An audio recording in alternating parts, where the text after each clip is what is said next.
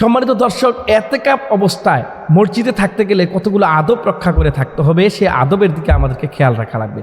মন যা চায় তা ওইভাবে আমি নিজের ঘরের মতো মসজিদে থাকলে চলবে না। এই জন্য আমরা এতেকাফ অবস্থায় মসজিদে থাকার সময় আমাদেরকে খুব সঠিকভাবে থাকা লাগবে। আল্লাহ তাআলা কোরআনে কারিমে বলেছেন যে ইয়া বানি আদামা খুযু জিনাতাকুম ইনদা কুল্লি মাসজিদিন। আল্লাহ বলেন, হে বনি আদমেরা, তোমরা মসজিদে যখন অবস্থান করবে তখন তোমরা অর্থাৎ জিনতের সহিত হবে, ভালো পোশাক পরিধান করে মসজিদে থাকা এবং মসজিদের আদব রক্ষা করা, কোনো নাপাকি জিনিস যেন মসজিদে পড়ে না যায় এবং মসজিদে যেন অগোছালো না থাকে, বিশৃঙ্খল না থাকে, এগুলো থেকে হেফাজত থাকা লাগবে। আর মসজিদ হচ্ছে উত্তম জায়গা, মসজিদে থাকাই অনেকটা আমাদের জন্য সওয়াব। আর আল্লাহ রাসূল বলেছেন, আহাব্বুল বিলাদে ইলাল্লাহি মাসাজিদুহা ওয়া আবগাদুল বিলাদ ইলাল্লাহি আসওয়াকুহা।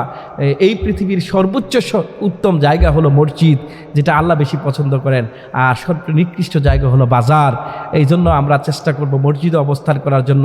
এই ইতিকাফ অবস্থায় মসজিদে যতক্ষণ থাকব আমরা জিকিরে থাকব, আমরা ইবাদতে থাকব, কোরআন তেলাওয়াতে থাকব, আমরা বিভিন্ন ইবাদতে মশগুল থাকব, আমরা নফল নামাজ পড়তে থাকব, আমরা বিভিন্ন নামাজ পড়তে কিয়ামুল লাইল করতে থাকব, আমরা বিভিন্নভাবে ইবাদতের মাধ্যমে আমরা ইতিকাফের সময়টা কাটাবো। আমরা মসজিদের শালীনতাভাবে অবস্থান করব, যেন আমি একজন আল্লাহ পাকের গোলাম হিসাবে এবং অহংকার না করে আমার ভিতরে যেন গীবত, শিরিক, বেদাত, তারপরে কুফর এগুলো না থাকে, আমরা যেন সঠিকভাবে থেকে ইতিকাফ করতে পারি। আল্লাহ যেন আমাদেরকে তৌফিক দান করে। ওয়া আখিরু দাওয়ানা আলহামদুলিল্লাহি রাব্বিল আলামিন। শেষ।